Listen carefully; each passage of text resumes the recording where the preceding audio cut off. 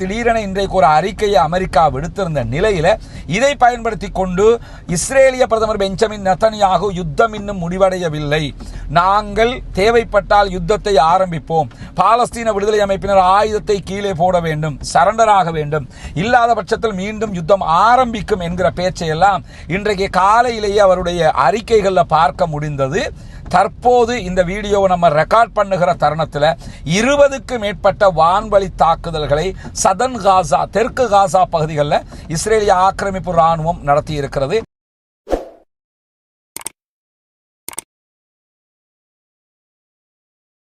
பேரன்பிற்கினிய சகோதர சகோதரிகளே, நம் அனைவர் மீதும் ஏக இறைவனுடைய அமைதியும் கருணையும் உண்டாகட்டுமாக என்கிற உயரிய பிரார்த்தனைகளோடு பாலஸ்தீனத்தினுடைய காசா மீதான இஸ்ரேலிய ஆக்கிரமிப்பு ராணுவத்தினுடைய தாக்குதல்கள் ஆரம்பிக்கப்பட்டு 2 ஆண்டுகளுக்கு பிறகு அமெரிக்கா மற்றும் அரபு நாடுகளுடைய தலையீடு காரணமாக ஒரு யுத்த நிறுத்தம் ஏற்பட்டது. பாலஸ்தீனத்தில் இருக்கக்கூடிய இஸ்ரேலுடைய பணைய கைதிகளை பாலஸ்தீன விடுதலை அமைப்பினர் விடுவிக்க வேண்டும். அதே நேரத்தில் இஸ்ரேலில் இருக்கக்கூடிய பாலஸ்தீனத்தைச் சேர்ந்த 2000 கைதிகளை இஸ்ரேல் விடுதலை செய்யும் என்கிற ஒப்பந்தத்தின் பிரகாரமும் அதற்கு பிறகு தொடர்ச்சியாக இந்த சமாதான நடவடிக்கைகள் தொடரும் என்கிற அடிப்படையிலும் தான் முதல் கட்டம், 2ஆம் கட்டம் என்கிற அடிப்படையில் இந்த ஒப்பந்தம் எட்டப்பட்டது.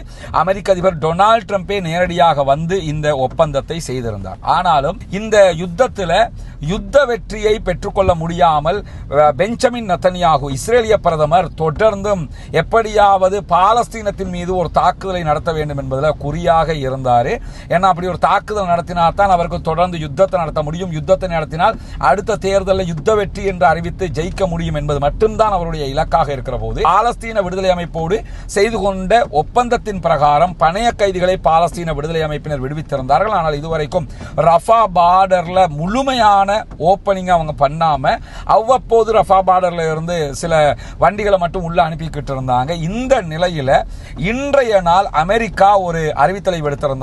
என்னன்னா, பாலஸ்தீனத்திற்குள்ள பாலஸ்தீன விடுதலை அமைப்பை சேர்ந்தவர்கள் தொடர்ந்தும் பொதுமக்கள் மீது தாக்குதல்களை நடத்துகிறார்கள். பொதுமக்கள் மீது தாக்குதல்களை நடத்தினால் நாங்கள் அது தொடர்பான ஆக்ஷன் எடுக்க வேண்டி வரும் என்கிற ஒரு அறிவிப்பை அமெரிக்காவினுடைய வெளியுறவுத்துறை விடுத்திருந்தது.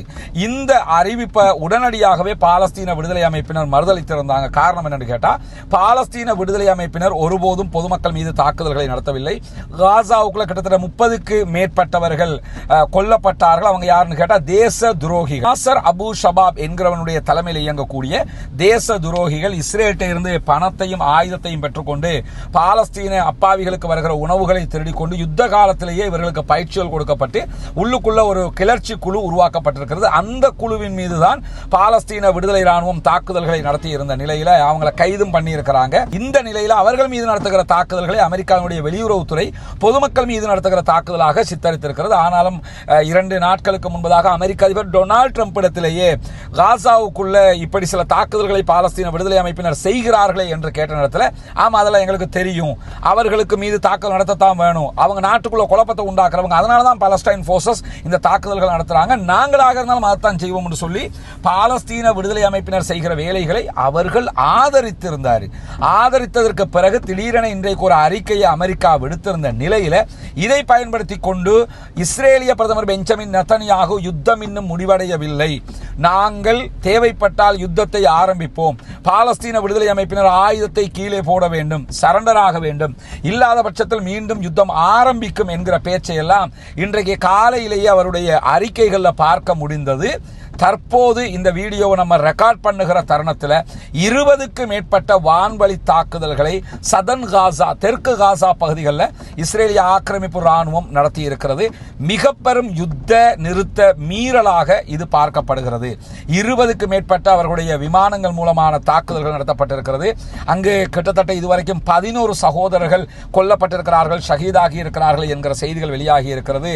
மேலதிகமாக எத்தனை பேர் கொல்லப்பட்டிருக்கிறார்கள், எத்தனை பேர் காயமடைந்திருக்கிறார்கள் என்கிற செய்திகள் இனிமேல் தான் வெளியே வரும். இப்படியான சூழல்ல தான் இந்த தாக்குதலை இஸ்ரேலிய ஆக்கிரமிப்பு அரசாங்கம் நடத்தி இருக்கிறது.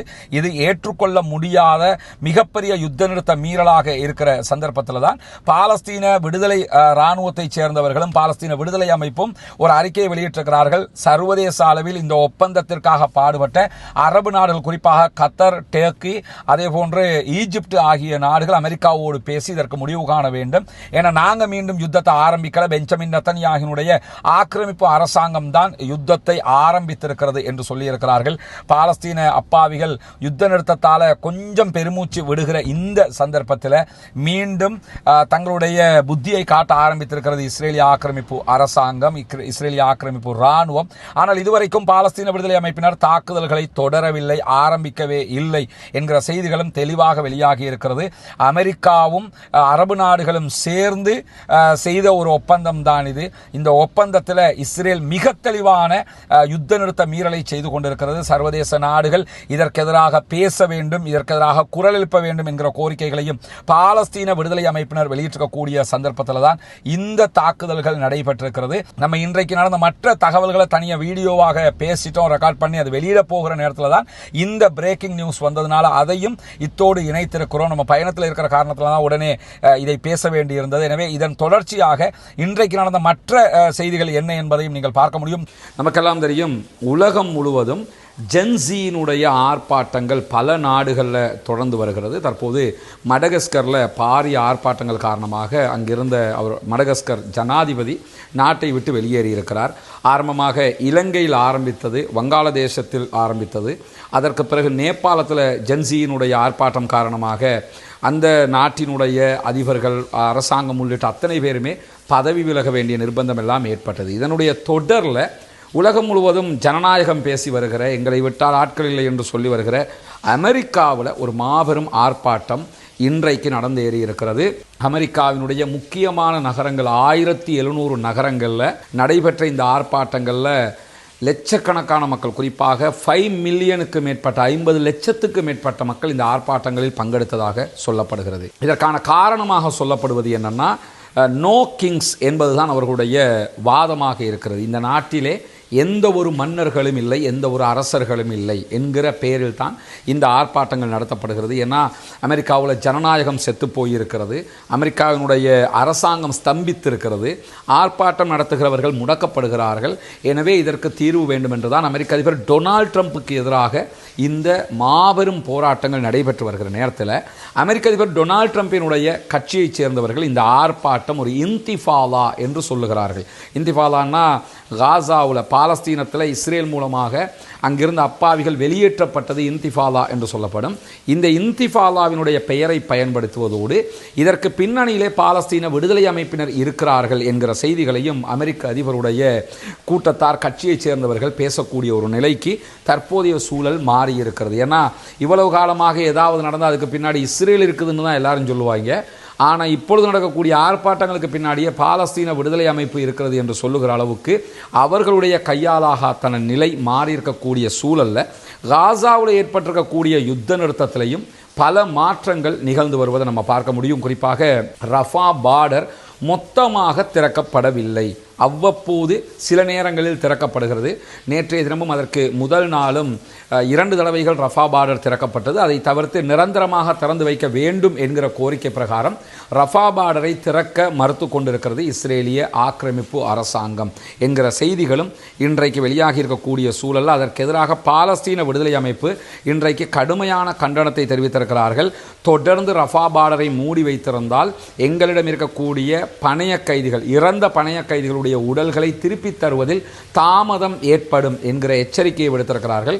கிட்டத்தட்ட 12 பேருடைய உடல்களை திருப்பி கொடுத்துட்டாங்க, மீதமுள்ளவர்கள் தான் இருக்கிறார்கள். எனவே அதிலே தாமதம் ஏற்படும், உடனடியாக ரஃபா பார்டர் திறக்கப்பட வேண்டும் என்கிற கோரிக்கை பாலஸ்தீன விடுதலை அமைப்பால் இன்றைக்கு முன்வைக்கப்பட்டிருக்கிறார். அதே நேரம் இஸ்ரேலிய பிரதமர் பெஞ்சமின் நெத்தன்யாகு இன்றைய நாளில் ஒரு முக்கியமான அறிவிப்பை விடுத்திருக்கிறார், ஒரு எச்சரிக்கையாக அந்த அறிவிப்பை விடுத்திருக்கிறார். அதில் அவர் சொல்லியிருக்கக்கூடிய செய்தி என்னன்னா, இப்போ பெஞ்சமின் நெத்தன்யாகுவினுடைய நிலை, அவருடைய அரசாங்கம் அடுத்த தேர்தலில் கண்டிப்பாக தோல்வி அடையும் என்கிற அளவுக்கு நிலைமை தள்ளப்பட்டு விட்டு, ஏன்னா யுத்தத்தில் தோத்த காரணத்தினால இதனுடைய விளைவுகள் இப்பொழுதுதான் இஸ்ரேலுக்குள்ள பாரிய தாக்கங்களை ஏற்படுத்த ஆரம்பித்திருக்கிறது. எனவே அடுத்த தேர்தலுக்கு முன்பதாக அவர்கள் யுத்த வெற்றியாக இதை கொண்டாட வேண்டி இருக்கிறது. எனவே ஒன்றோ மீண்டும் அவர்கள் யுத்தத்தில் ஈடுபட வேண்டும், இல்லை என்றால் பாலஸ்தீன விடுதலை அமைப்பு மொத்தமாக ஆயுதத்தை கொடுத்துவிட்டு சரண்டர் ஆக வேண்டும். இந்த 2ல் 1 நடந்தால்தான் தேர்தலில் ஜெயிக்க முடியும் என்கிற காரணத்தினால தான் மீண்டும் மீண்டும் இந்த யுத்த நிறுத்தத்தை நாசப்படுத்துவதற்கான முயற்சிகளை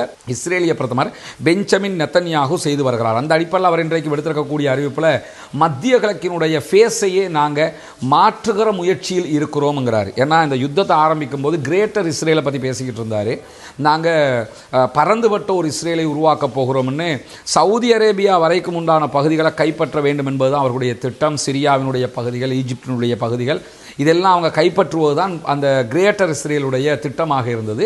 கிரேட்டர் இஸ்ரேலை அடைவதை தாண்டி காசாவிலேயே அவங்களால ஜெயிக்க முடியாமல் போயிருக்கிற காரணத்தினால நாங்கள் மத்திய கிழக்கினுடைய முகத்தையே நாங்கள் மாற்றுவோம், பல நாடுகளை கைப்பற்றுவோம் என்று சொல்லி கொண்டிருக்கிறோம். அதைத்தான் நாங்கள் இப்போ மீண்டும் சொல்லுகிறோம், அதைத்தான் செய்ய போகிறோம் என்று மிரட்டி இருப்பதோடு யுத்தம் இன்னும் முடிவடையவில்லை என்கிறார் இஸ்ரேலிய பிரதமர் பெஞ்சமின் நெத்தன்யாகு. அதுக்கு அவர் சொல்லக்கூடிய வியாக்கியானம் என்னென்று சொன்னால், நாங்கள் அமைதியைத்தான் விரும்புகிறோம், ஆனால் அமைதியை விரும்புகிறோம் என்பதற்காக நாங்கள் எதையும் விட்டுவிட முடியாது.